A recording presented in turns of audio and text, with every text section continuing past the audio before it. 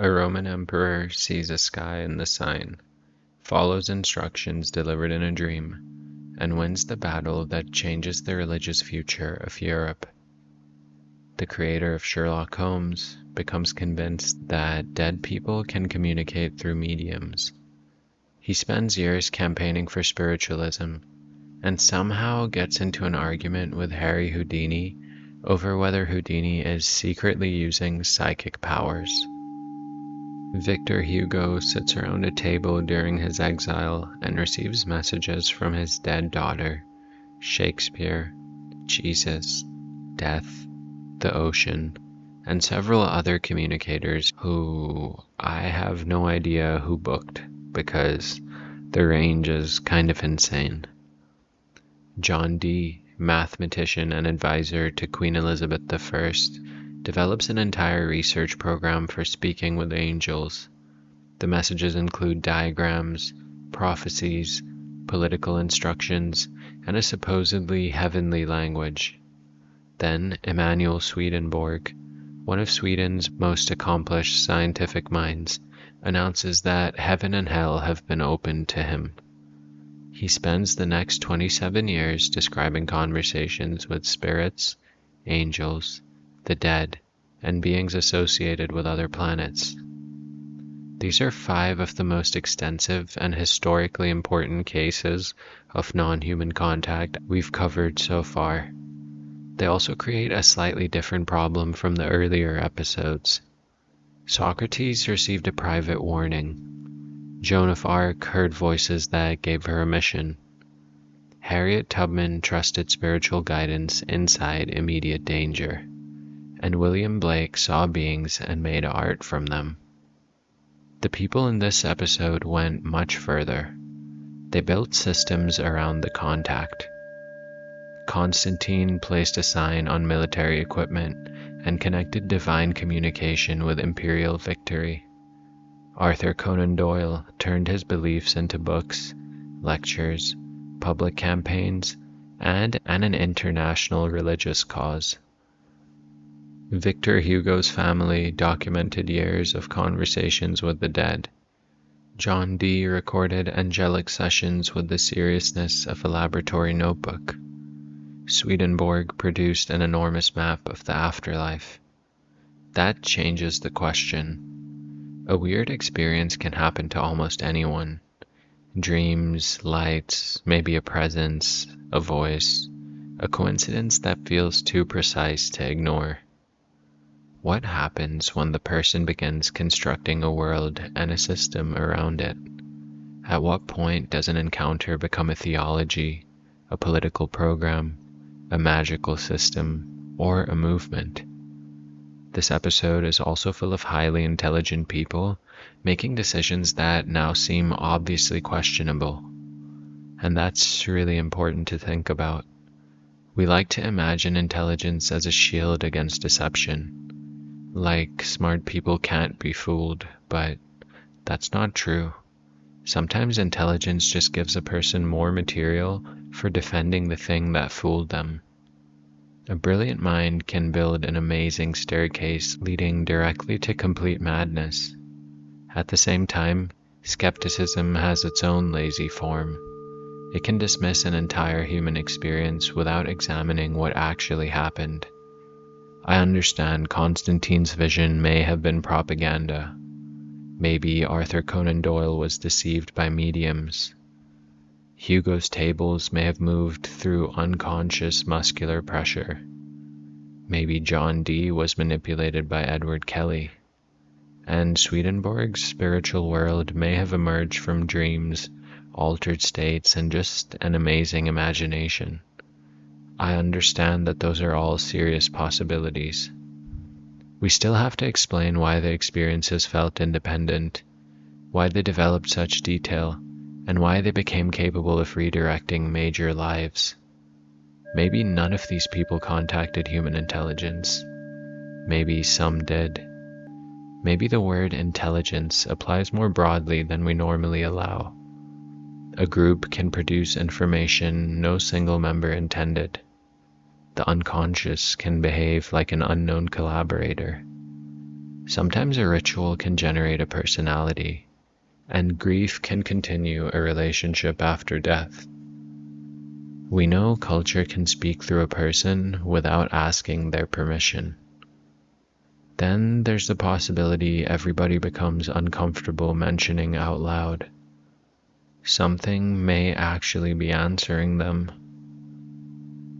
I want to start in the year 312, with 2 Roman armies preparing to fight beside the Tiber River.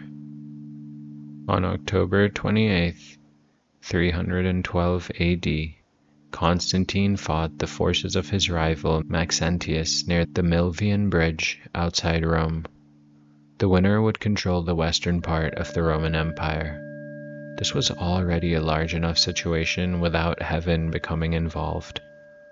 The famous version says that Constantine looked into the sky, saw a glowing cross above the sun, and received the words usually remembered in Latin as in hoc signo vinces, meaning something like, in this sign you will conquer. He then placed the Christian symbol on the shields of his soldiers, defeated Maxentius, entered Rome, and began the transformation of the Roman Empire into a Christian empire. The actual sources are a lot less clear-cut. Our 2 major early accounts don't describe exactly the same experience. Lactantius, writing closer to the event, says Constantine received instructions in a dream on the night before the battle. He was told to place a heavenly sign associated with Christ on his soldiers' shields and proceed into combat. Lactantius does not describe a massive cross floating over the daytime sky. Eusebius gives the spectacular version, but he wrote it much later in his biography of Constantine. According to Eusebius, Constantine was praying when he saw a cross of light above the sun during the afternoon, accompanied by words promising victory through the sign. Constantine was initially confused. That night, Christ appeared in a dream and told him to use the symbol as protection in battle. Eusebius says Constantine personally told him the story and confirmed it with an oath. So we have a dream in the earlier account. Then, decades later, we see that the dream has gained a public daytime vision witnessed by Constantine's army. Now, I'm not saying that automatically makes the later story false. People sometimes reveal experiences years afterward. Memory can also grow around an event, especially when the person remembering it has become the most powerful man in the empire, and the experience now explains why God wanted him to win. Human memory is really good at editing itself and improving things and embellishing. Constantine defeated Maxentius, or is it Maxentius? Now I don't know what to say. Maxentius drowned in the Tiber River during the retreat. Constantine entered Rome as the victor, and his relationship with Christianity became increasingly important. Imperial support helped move Christianity from a persecuted religion toward a position of enormous political power. I think that's what probably makes this vision so consequential. We're not just discussing someone who saw a light while walking home and mentioned it to their wife at dinner. The sign became connected with military authority and the future of an empire. This ends up raising the most uncomfortable question first. Suppose Constantine genuinely experienced something. Why would a non-corporeal intelligence intervene in a civil war and help one Roman emperor kill the soldiers of another? It doesn't make sense. Victory is frequently treated as proof of divine approval, because the winner is available to write the explanation. Maxentius won. Maybe we would have inherited a completely different story about which God supported him. This problem appears throughout history. Armies prey on both sides. Each group believes justice, destiny, and heaven have taken interest in their banners. But there is someone who still loses, and the victorious side then usually interprets survival as confirmation. Constantine's experience could have emerged from ordinary psychological pressure. He was approaching a decisive battle against a rival based in Rome. He needed a symbol that could organize his troops, legitimize his cause, and distinguish him from opponents. The Christian God may have seemed increasingly powerful in Constantine's political and religious environment. A dream could have pulled together military fear, religious curiosity, and information he was already processing. Dreams regularly create a feeling of certainty that waking thought seems not to be able to reproduce. Sometimes you wake up knowing that something has happened. Then the details begin dissolving while the authority of the experience remains.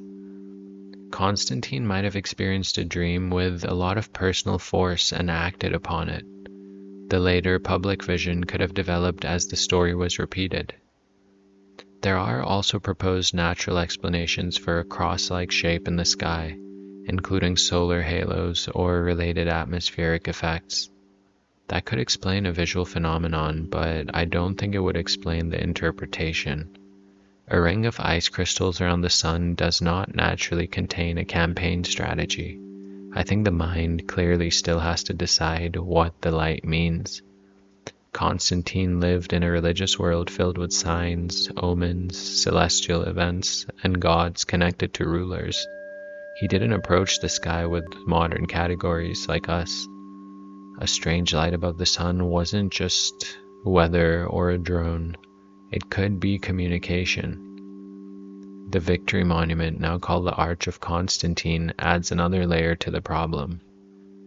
Its inscription credits Constantine's victory partly to divine inspiration, but the monument's religious imagery is broad and traditional, rather than clearly presenting the fully developed Christian vision later described by Eusebius.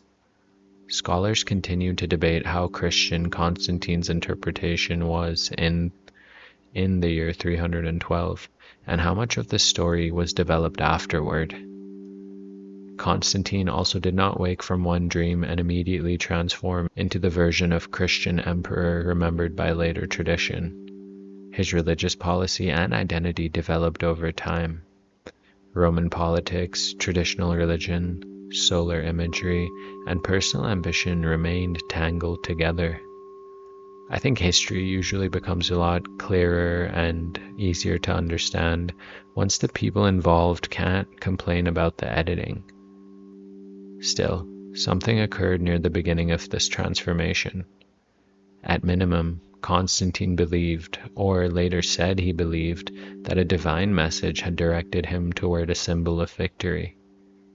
The message arrived in exactly the form a military ruler could use. It didn't give him a complicated theological argument or anything, or a prophecy. It just gave him a sign and told him, put this on your shields, go forward, and you'll win. Now, from my perspective, that's pretty efficient. That's one reason I hesitate when people describe contact with higher intelligence as though it must always lead toward gentle personal enlightenment. Historical encounters seem to arrive inside the person's existing role. A poet receives poetry, a mathematician receives equations, a ruler receives permission to rule, soldiers receive battle signs. Maybe the source adapts itself to the receiver. Maybe the receiver unconsciously creates the source from what they already want. I think the result can look almost identical from the outside. And there is one further possibility that deserves attention. Constantine may have understood the science sincerely, while other people later expanded it for political and religious purposes. A real experience can become propaganda. That's happened a lot. Those categories really are allowed to overlap. The original dream may have felt private, frightening, and unclear. After victory, it became obvious. Years later, the uncertainty was gone, the cross was brighter, the army had seen it, and history had been moving toward Constantine all along. I think that's what power does to memory. It can turn a strange night into destiny. I don't know what Constantine saw, but I do know that the story eventually helped explain why an emperor had conquered under a new divine sign. The personal encounter became a military symbol that eventually turned into imperial policy, and that policy helped reshape Europe. Whatever spoke to Constantine, the message didn't stay inside his head for very long. Okay, let's talk about Arthur Conan Doyle and the case Sherlock Holmes couldn't solve. Arthur Conan Doyle created one of the most famous rational minds in fiction. Sherlock Holmes observes mud on a trouser cuff, ash on a carpet, a dog that failed to bark, and the exact angle at which someone has mistreated a hat. 3 pages later, a murderer is confessing beside the fireplace. Holmes becomes a symbol of reason powerful enough to defeat mystery. His creator spent the final decades of his life arguing that dead people communicated through mediums. That contradiction to me is so perfect that it almost seems written by someone who wanted me to have something easy to do an episode about. Arthur Conan Doyle's interest in spiritualism began long before the death of his son Kingsley. By the late 1880s, he was attending séances and investigating physical phenomena. He later said that years of reading, experiments, and sittings gradually convinced him that the human personality survived death.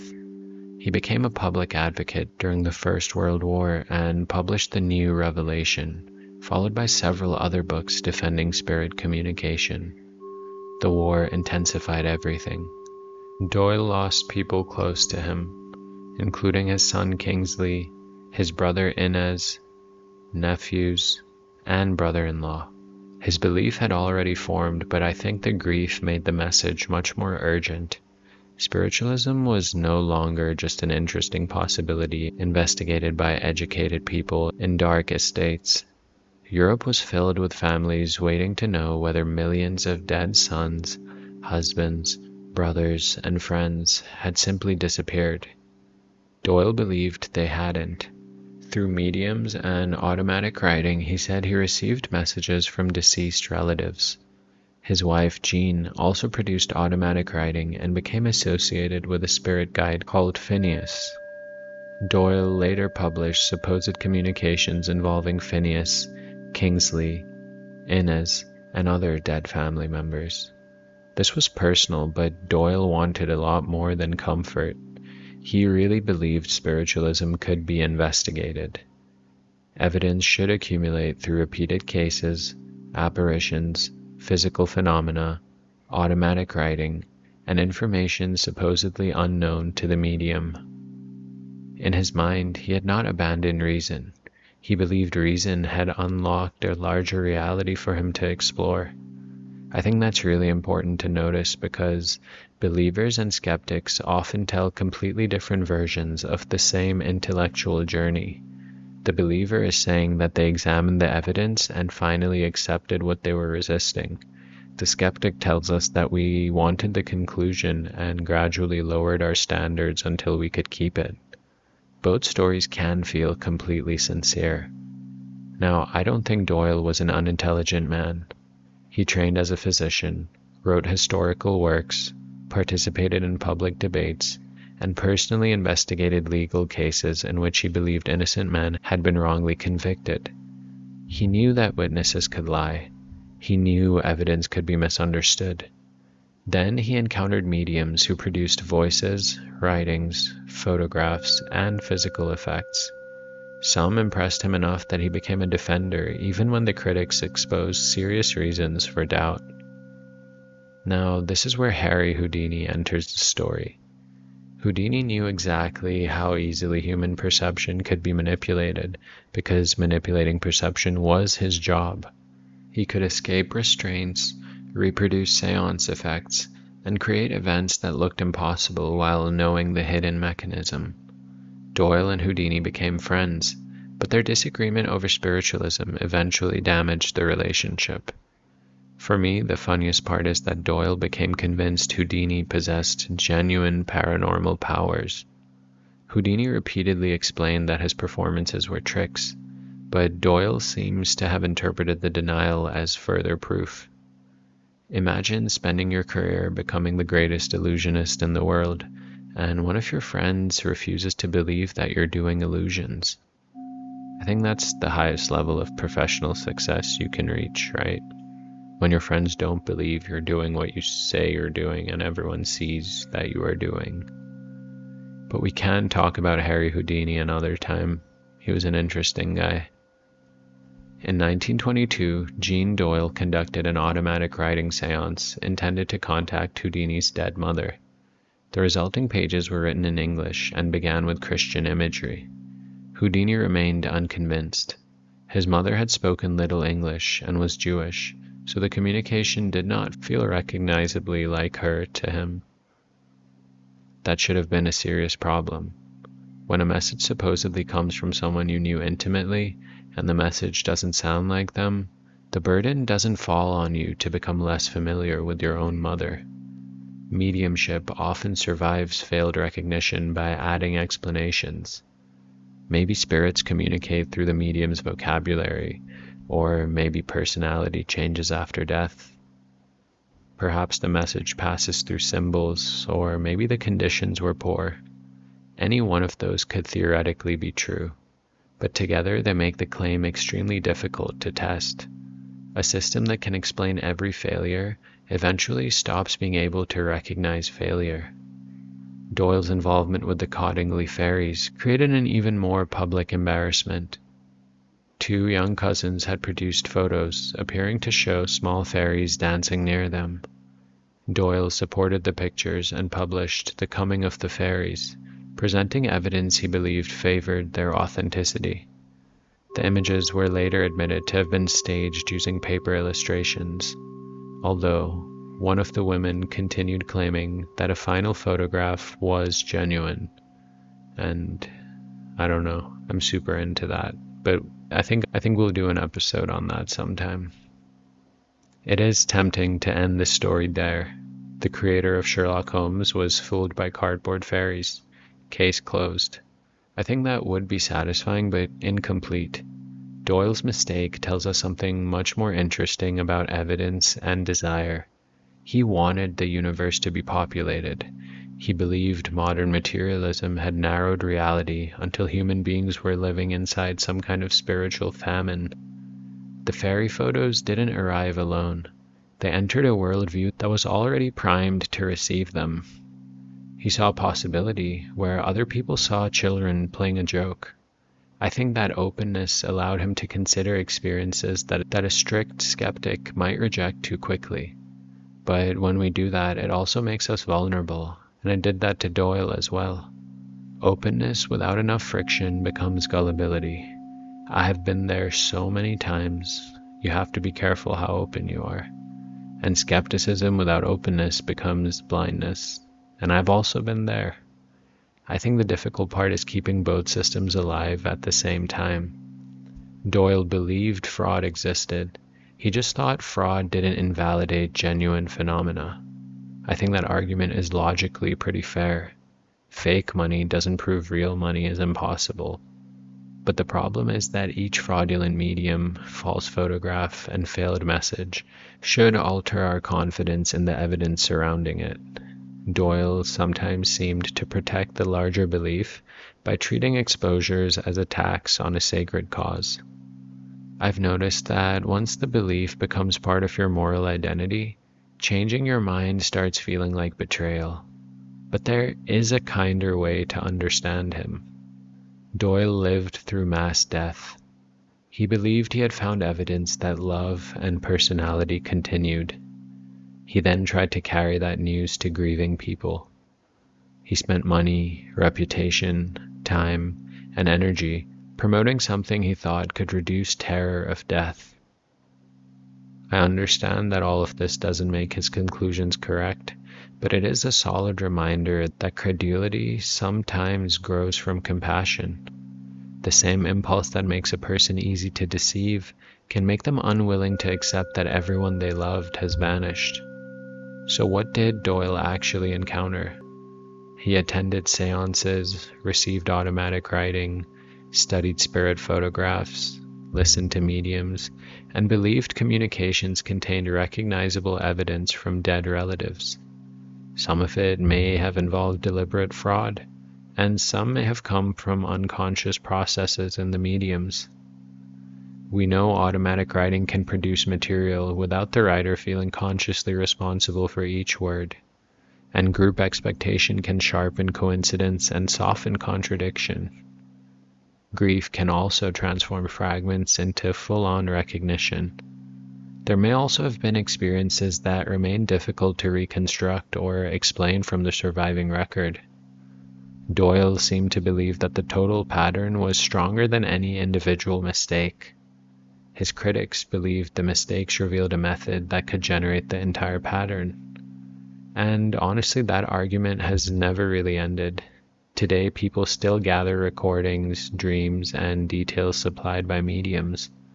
One accurate statement becomes very powerful, and 10 incorrect statements fade into the background. The person leaves remembering the hit because the hit touched the dead. Sir Arthur Conan Doyle gave spiritualism the authority of his name. His books, lectures, and public campaigning helped make him one of the movement's most visible defenders. I think history has been really unkind to that part of his life. People enjoy the irony too much. The man who created the perfect detective couldn't detect deception. Maybe that is partly true, but Sherlock Holmes always receives a solution because Doyle controlled the evidence. Real life doesn't arrange its clues like that. There's no final chapter where the medium explains the hidden thread. The grieving family recovers its money, and Watson says that the entire thing now appears perfectly simple. I think Doyle really wanted to reach a conclusion. He believed death had been solved. Houdini kept telling him that the room contained trapdoors. Doyle looked at the messages from his son and decided that trapdoors couldn't explain everything. He might have been wrong, but he also may have encountered genuine experiences mixed with fraud and interpreted the whole collection a bit too generously. Whatever the answer, the creator of the world's most famous skeptic spent his final years asking humanity to believe that the dead were still in the room, and life went on. Victor Hugo's daughter Leopoldine died in 1843. She was 19 years old. She and her husband drowned when their boat overturned on the Seine. Her clothes became heavy with water, and the couple couldn't escape. Hugo learned of her death while traveling. The loss entered his life, his poetry, and eventually the séance room. 10 years later, Hugo was living in political exile on the island of Jersey. He had opposed Napoleon Bonaparte, who seized power and went on to become Emperor Napoleon III. Hugo left France and established a household at Marine Terrace with family, visitors, political anger, enormous literary ambition, and grief that had never really stopped moving. The writer Delphine de Girardin introduced the Hugo household to table turning, a spiritualist practice in which participants placed their hands on a table and interpreted its movements as communication. Letters could be selected through knocks, tilts, or a system attached to the furniture. The family began holding sessions regularly, and records survive in manuscripts and formal notes from the meetings.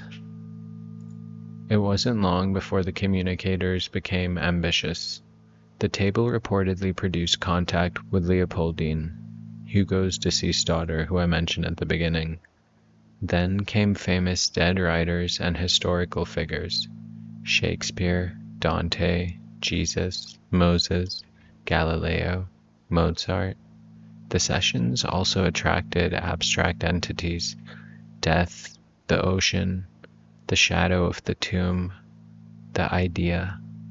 This is what happened when one of the most dramatic writers in European history takes some kind of interdimensional telephone. It was kind of weird to me that ordinary dead people apparently couldn't get past the reception, or however this thing worked. The household conducted the sessions from 1853 into 1855, often with Hugo's son Charles playing an important role as the medium. Transcripts and notes from these conversations became associated with what is now called the Book of Tables. Some material later intersected with Hugo's religious, poetic, and political thinking. The sessions didn't only consist of Hugo asking whether his daughter was happy. The table discussed the future of humanity, punishment, revolution, God, and the moral responsibilities of great writers. Invisible Shakespeare sometimes dictated in French, which was considerate. The ocean offered statements suitable for someone already living on an island and thinking in the form of enormous symbols. The spirits often sounded strangely compatible with Hugo's existing concerns. That observation supports the skeptical explanation. A group of intelligent, highly literary people sat together in a charged atmosphere and produced material through unconscious movement, expectation, and collaboration. The table became a method for making thoughts feel external. This is related to the ideomotor effect. A person can produce small muscular movements without consciously intending them, put several hands on an object, create rules for interpreting movement, add darkness, grief, expectation, and a famous writer waiting for Shakespeare, and I do think the table can start appearing to act independently. Nobody in the group has to be consciously faking. The movement feels as though it comes from the object. The message then surprises the people helping create it. Ouija boards? I don't know, some people call them Ouija boards, but I like saying Ouija. That's what I always call them, and always will. Ouija boards. Or spirit boards, I guess. Okay. Ouija boards. Now I've said Ouija so many times. Ouija boards work through a similar process. The planchette moves. Every participant insists they didn't move it. They may all be telling the truth about their conscious intention, but the group still moved it. That explanation accounts for the mechanism without capturing the full experience. Because something genuinely interesting can happen when authorship becomes distributed. A group can produce a sentence no individual planned. One person begins the movement and another unconsciously corrects it. Expectation narrows the possible letters, and someone interprets an unclear response. The table then develops a voice. Eventually, the voice acquires continuity, and the group is no longer merely generating random words. They seem to be maintaining a relationship with a personality created across several nervous systems. Is that a spirit? Well, psychologically, it can start behaving like one. The Hugo séances may have been collaborative literature produced under ritual conditions. That sounds less supernatural, but it's still weird. Imagine writing a book with your family, while none of you experiences yourself as the writer. The dead and the abstract entities also gave Hugo permission to explore ideas under a kind of borrowed authority. Shakespeare could praise or challenge him. Death could speak about death without Hugo having to claim that he personally understood it. His daughter could continue participating in the family. Grief got a couch to sit on. And that may sound flippant, but I think objects are really important in mourning. A chair, a table, an item of clothing can become a sacred site where the relationship continues. Leopoldine had been physically absent for 10 years, but then the table moved. For a grieving father, the argument about unconscious muscle pressure probably felt extremely small beside the possibility of hearing from his daughter. This is one reason tests of spirit communication are so emotionally hard. The skeptic is examining information, but the grieving person is examining the continued existence of someone they truly love. Those are completely different stakes. Hugo was also a public man in exile. His political voice had been removed from France, but the table gave him access to this kind of invisible college of history, dead geniuses condemning tyranny, and abstract forces supporting moral progress. The afterlife seemed really interested in Napoleon III. This could be understood as spiritual confirmation or something people call political ventriloquism. Possibly both, depending on how we define the speaker. Because we know culture contains voices. Shakespeare was dead, but Shakespeare's work remained active inside Hugo. So when this supposed Shakespeare spoke through the table, centuries of reading, interpretation, and imagination had already been priming reality for his arrival. The person was dead, but the intelligence associated with the person wasn't entirely gone. Every major writer lives partly as a pattern that ends up being distributed through other minds. The table gave that pattern a temporary body. Hugo later defended the duty of science to investigate strange phenomena rather than replacing inquiry with ridicule. He argued that dismissing the possible without examination was intellectually lazy, and I do agree with the principle. But I would probably still hide my good tables before Victor Hugo visited, if he ever did. We have a lot of tables. He'd probably really like my house. But the séances eventually diminished, and this is important to note because the practice didn't consume Hugo's entire remaining life. He continued writing, creating art, being political, and constructing one of the weirdest houses ever decorated by a novelist. You should look into that. The encounter period became part of a much larger creative life. Maybe Hugo and his household did communicate with spirits. Maybe they created a collective intelligence around the table. Maybe Charles Hugo consciously or unconsciously directed much of the material. Maybe grief, automatic movement, and literary genius combined into a ritual that felt external because no one actually fully controlled it. There are also questions about editing. The surviving material was recorded, organized, and transmitted. The cleanest and most impressive communications are the ones most likely to survive. So a seance containing 40 minutes of meaningless table wobbling doesn't really enter literary history as easily as a declaration from death. The selection process improves the dead. Still, the records are real. The family genuinely devoted years to this practice. Victor Hugo didn't treat the sessions as a silly game that lasted one rainy weekend. He really believed something important was happening. The contact seemed to give form to his grief, his politics, and his sense that consciousness belonged to some kind of larger moral universe. The first voice he most needed was Leopoldine. After that, the entire population of eternity started showing up. Shakespeare dictated, the ocean spoke, death pulled up a bar stool, and one of the greatest writers in history listened while the furniture told him the universe was still full. Now let's get into John Dee and the Angelic Research Program. John Dee wanted access to the complete structure of reality. He was born in 1527 and became a mathematician, astronomer, astrologer, navigator, collector, writer, and advisor associated with the court of Elizabeth I. He owned one of the largest private libraries in England.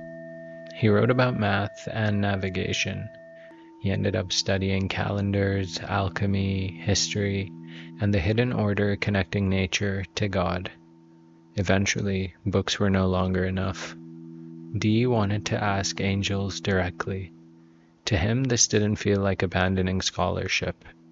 Medieval and Renaissance knowledge had not yet been divided into our modern departments. Mathematics, astronomy, astrology, alchemy, biblical interpretation, and angelology could all be studied by the same person. Dee believed angels possessed knowledge humanity had lost. They might recover the original language of creation, explain nature, resolve religious division, reveal political events, or prepare humanity for the approaching transformation of the world. His angelic work developed extensively after he began working with Edward Kelly in 1582. Kelly acted as the scryer. He stared into a polished stone or crystal and reported what appeared. Dee asked questions and recorded the answers. Now, this already sounds kind of iffy to me. Dee couldn't see most of the beings himself. The entire project depended on another man looking into an object and describing an invisible world. Kelly became the camera, translator, and witness. If Kelly lied, then the angels were lying. If Kelly's unconscious mind generated the scenes, Dee had no direct access to the mechanism. And if genuine beings appeared, Kelly still controlled the description. The sessions developed an astonishing amount of detail. Angels appeared with names and visual forms. They described heavenly structures.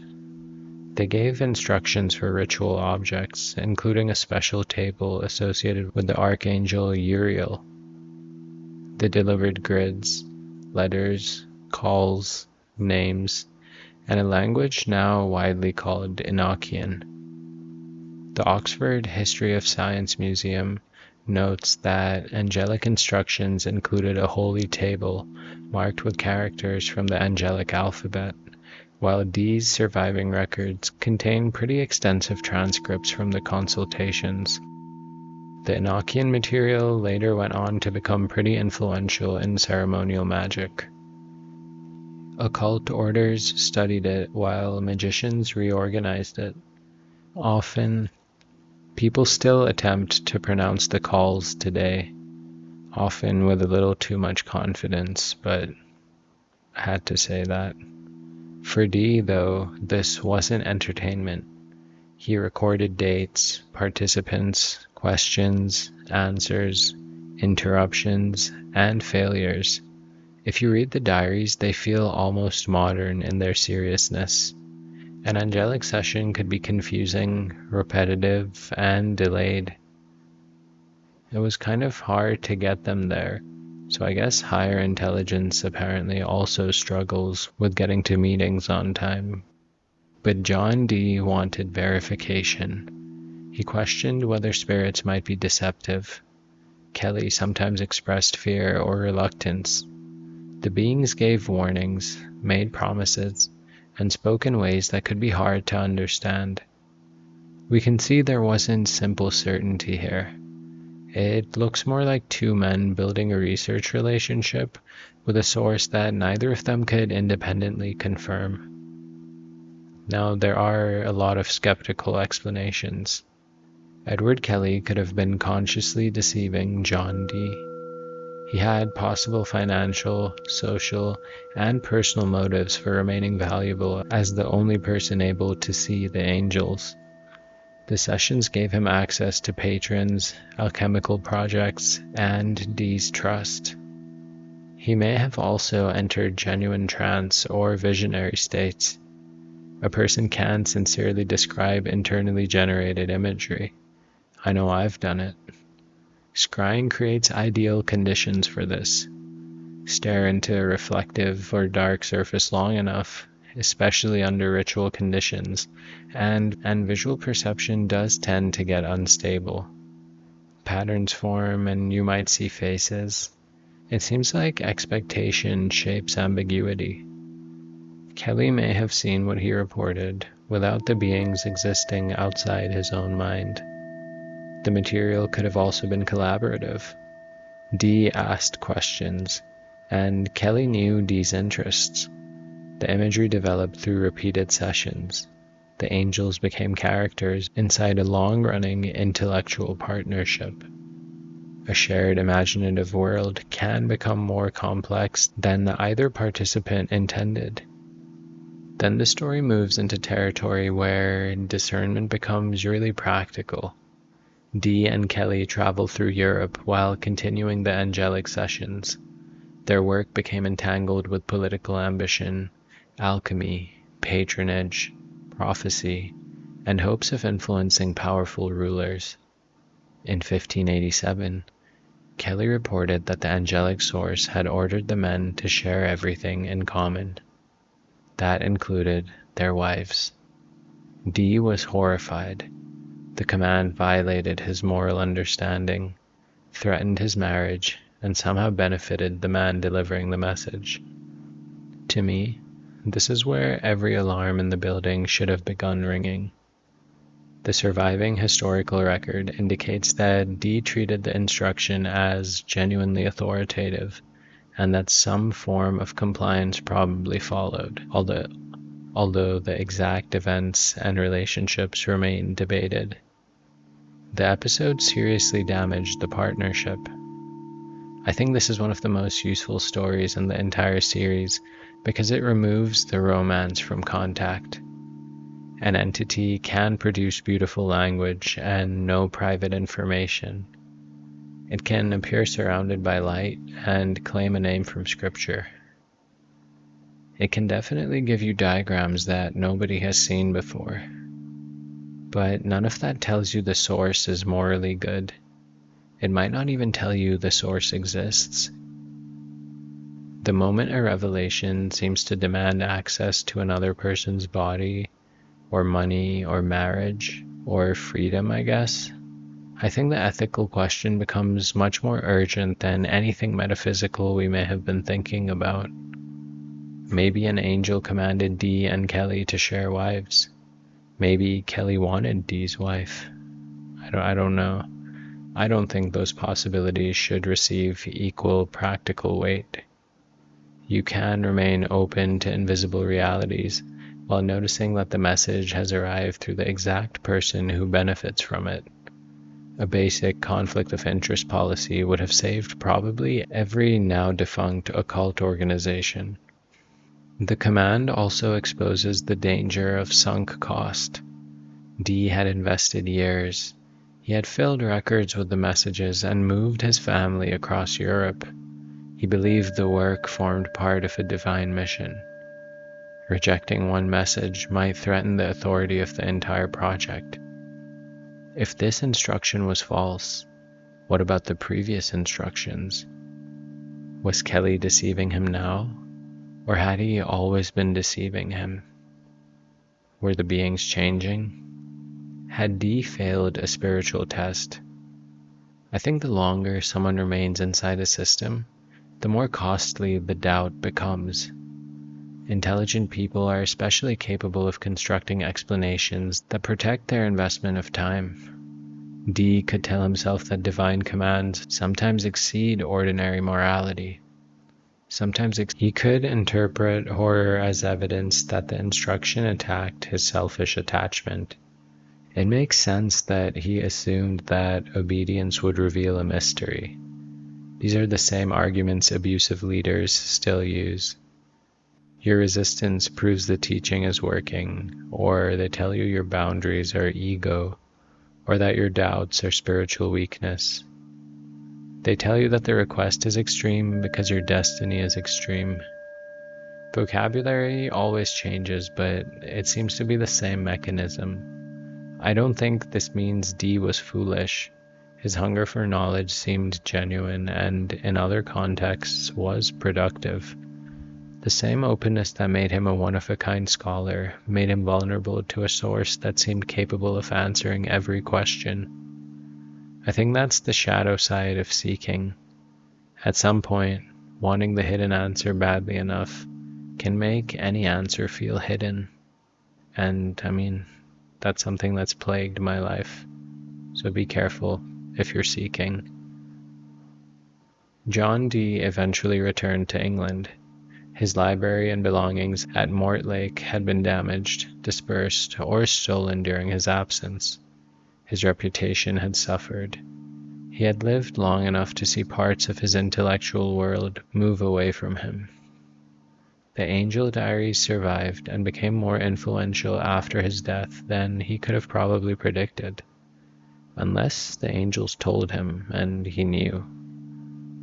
But I don't know. Were the angels real? We can't really place Kelly back in front of the stone and under controlled conditions. We can't separate conscious intervention from altered perception, collaboration, and possible contact. The Enochian material is elaborate, but again, complexity doesn't prove external origin. It never should. Human beings create languages, mythologies, game systems, fictional histories, and governments every day. Two obsessive men working for years can generate a lot of structure. A genuine non-human source might also produce structure. I don't think the result by itself can tell us who the author was. I think the part we can most easily evaluate is what the messages asked from us, what the messages demand. Some encouraged study and prayer, and some produced these crazy elaborate symbolic systems. Some of them pulled men into political and personal instability, and one even entered Dee's marriage. I think that should remain central whenever people talk about contacting beings. It's not really about if something answered or not. It's about what the thing wants. It's about who benefits. And it's about whether you're still allowed to say no. John Dee built one of history's most detailed attempts at organized angelic communication. He desperately wanted the secrets of creation. What he ended up receiving was a language, a cosmology, years of records, a damaged partnership, and a hard lesson about the price of letting an invisible authority overrule visible human boundaries. I think that about wraps it up for this episode. Oh wait, no, there's a fifth one. Yes, that was 4, because I can count. I want to talk about the scientist who mapped heaven. Emanuel Swedenborg may be the most prolific visionary in this entire series. Before becoming famous for speaking with angels, he had already built a serious career in science, engineering, mining, anatomy, mechanics, and natural philosophy. He studied across Europe, served for decades in connection with Sweden's Board of Mines, wrote scientific works, designed mechanical projects, and pursued questions ranging from planetary formation to the relationship between the body and the soul. Then, in his 50s, his life changed. During 1743 and 1744, Swedenborg kept a private dream journal documenting intense dreams, religious conflict, bodily sensations, and experiences of divine presence. Biographical accounts connect this period with his transition from scientific and anatomical investigation toward a visionary religious mission. He later described an encounter in which a figure appeared and commissioned him to reveal the spiritual meaning of Scripture. Afterward, Swedenborg said the spiritual world had been opened to him. He claimed that he could remain awake and conscious while seeing heaven, hell, spirits, and angels. This was not a brief crisis followed by one book. Swedenborg said that the contact continued for approximately 27 days. That's a favorite occult number, but I'll go on. He wrote as though he had conducted field work. He described these communities in heaven and the intermediate world people entered after death. He explained how spirits recognized one another, communicated, formed societies, revealed their true character, and moved toward conditions matching their inner life. He discussed angels' clothing, homes, relationships, perception, and sense of time. He described hell with equal confidence. His best-known book, Heaven and Hell, presents the afterlife as something he had personally seen and heard rather than a theory constructed only from scripture. I think this detail is what makes Swedenborg really weird. Many mystics describe unity, light, love, terror, or contact beyond language. Swedenborg returns with this weird, I don't know what to call it, urban planning, I guess. He tells you who lives where, how they communicate, what happens after they get there, and why certain spiritual neighborhoods have become unpleasant. It reads a lot like a relocation guide, like the handbook to the afterlife from Beetlejuice. I'm probably saying it wrong, but I know you know what I'm talking about.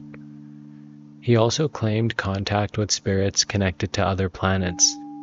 In Earths in the universe, Swedenborg described beings or spirits associated with Mercury, Jupiter, Mars, Saturn, Venus, the Moon, and planets beyond our solar system. He presented information about their personalities, societies, religious understanding, bodies, and relationship to knowledge. He believed the universe contained an immense number of inhabited worlds. This sounds really close to extraterrestrial contact literature, but Swedenborg's categories were spiritual. There was no talk of metalcraft landing in Stockholm. He believed the spirits of planetary inhabitants could communicate within the spiritual world. The physical planets, spiritual societies, biblical cosmos, and the structure of the human body, from Swedenborg's perspective, all reflected one another. His universe was connected through correspondences. Visible reality expressed invisible reality, and the human being was a small version of the cosmos. Heaven itself could be understood as a vast human form. And of course, this echoes the teachings of Hermes thrice great, right? As above, so below, as within, so without. And I think this is an important difference from modern channeling. Swedenborg didn't just collect interesting messages from random entities. He seems to have created a complete interpretive system. Everything he was talking about connected, from scripture to anatomy to psychology to morality, even planets, death, and divine order, all belonged to this unified architecture. These kinds of systems are so powerful because they can make the world feel intelligible. Suddenly, nothing is an accident, and every object becomes a symbol. Every psychological tendency has a spiritual location, and every relationship is supposed to reveal an inner truth. The benefit, of course, is meaning, but the danger is that the system can absorb every objection. If something doesn't fit, it might belong to a deeper correspondence you have not yet understood. And I know everyone's wondering what could produce experiences on this scale. Swedenborg's dream journal suggests a period of intense psychological and spiritual transformation. He had spent years investigating anatomy while searching for the relationship between body and soul. That's already a pretty stressful pursuit for an academic. He wanted to locate the point where matter becomes consciousness. Then the answer arrived as direct access to a spiritual world.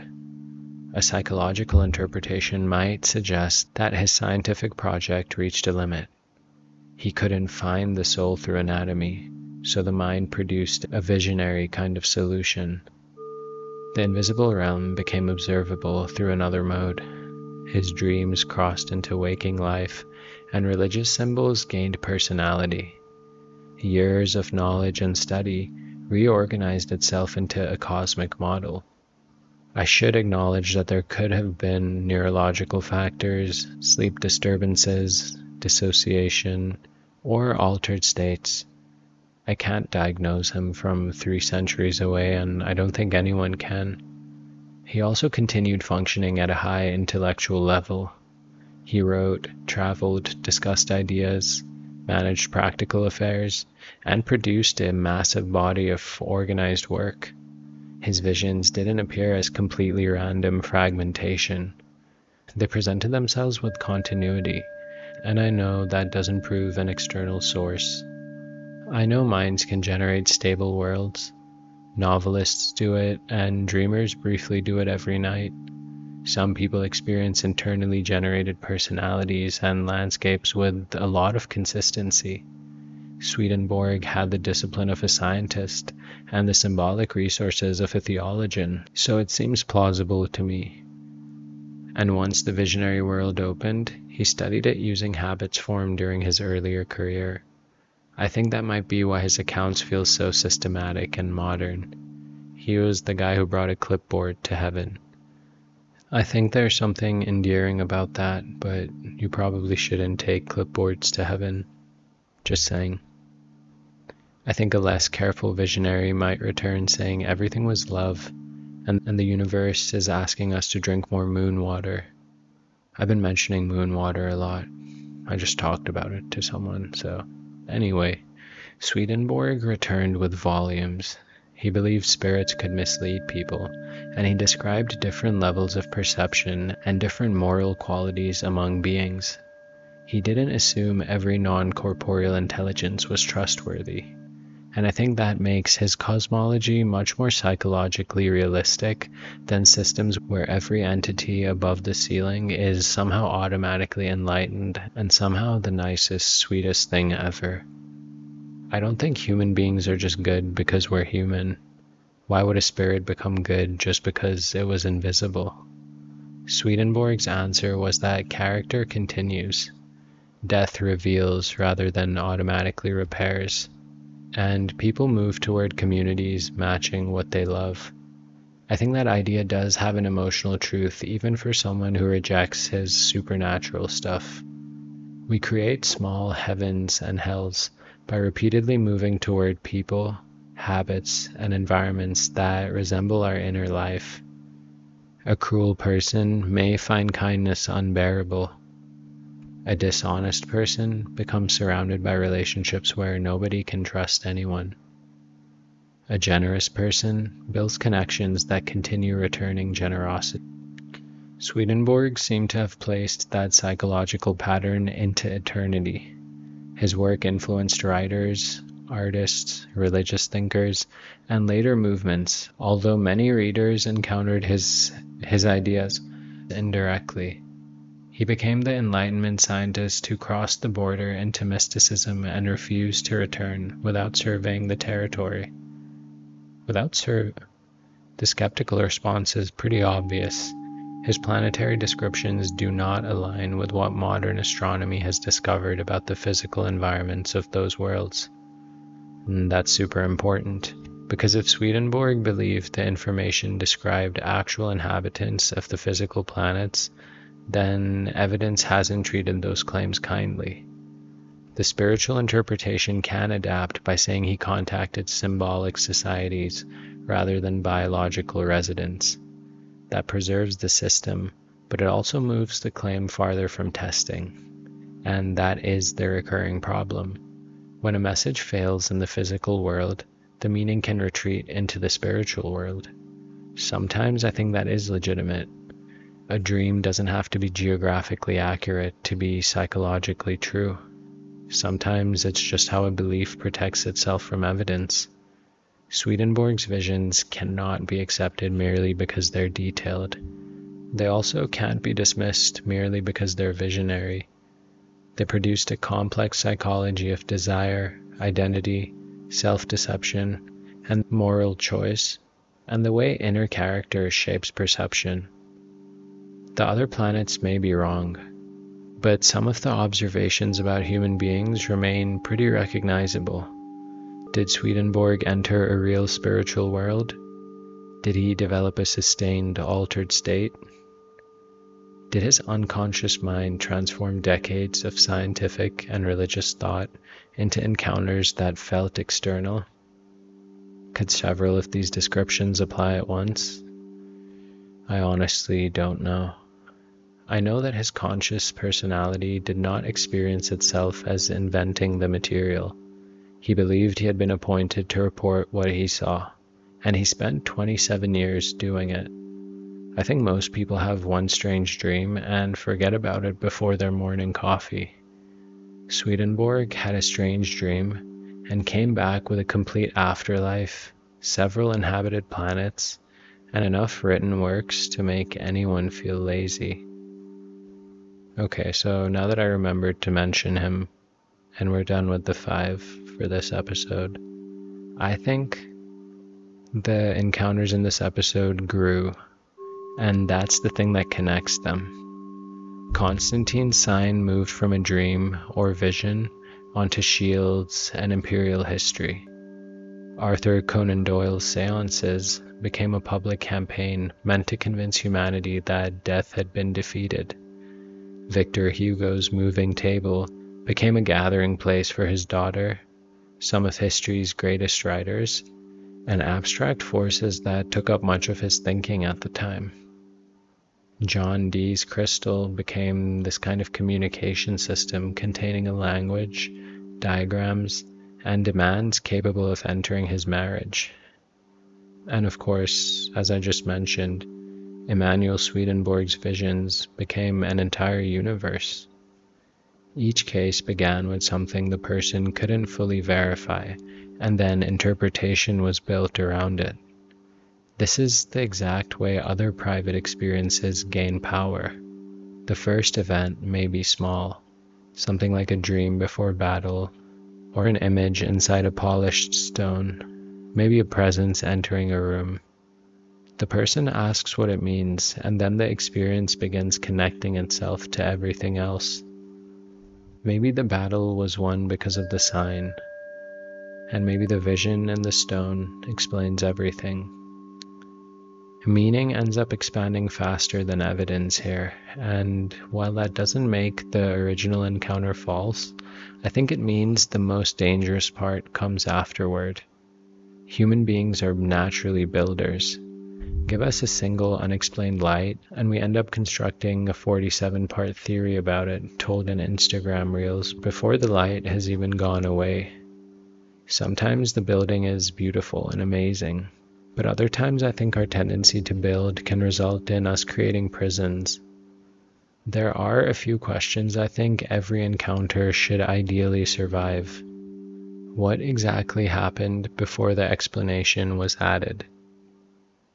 Could the information have come through ordinary perception, unconscious movement, or another person? Did the source provide specific information that could be checked? How did it respond when it was questioned?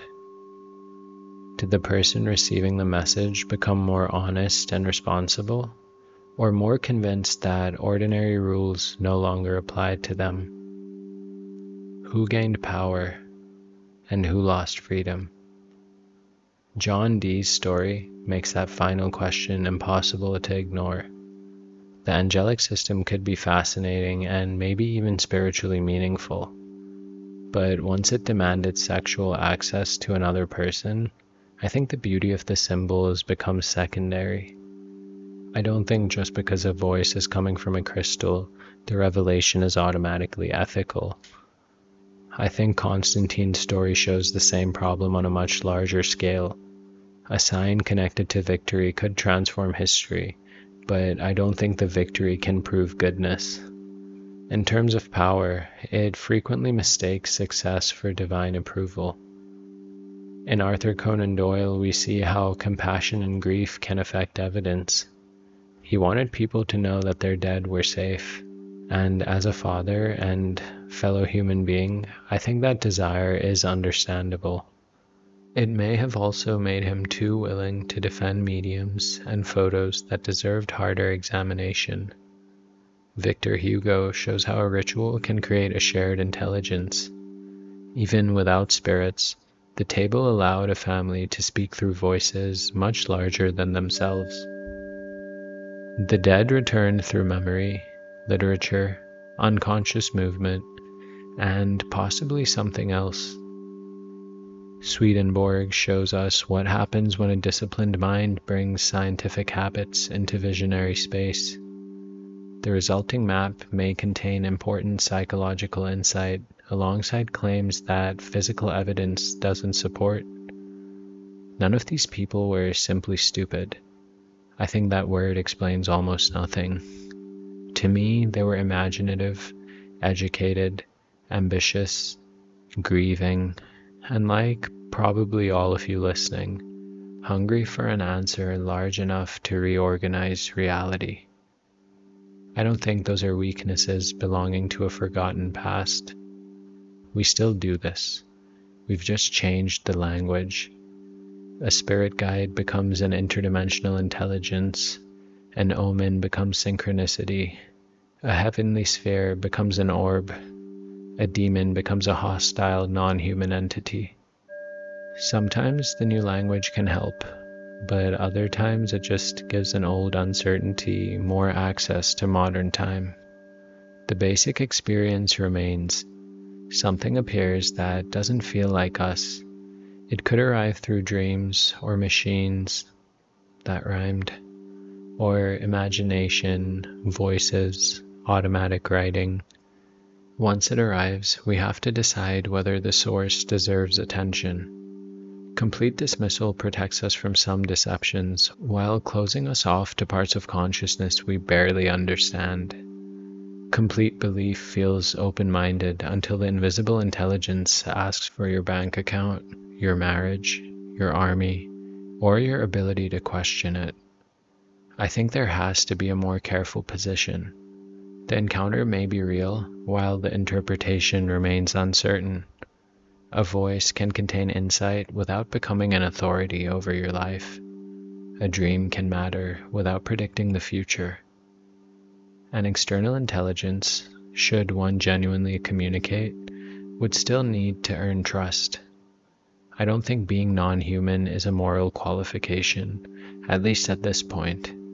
A shark is non-human. A computer is non-human. A parasite is non-human. We should probably stop assuming that anything outside our species has arrived to improve our vibration. Maybe Constantine did receive a divine sign, and maybe Doyle genuinely heard from his dead son through a flawed human method.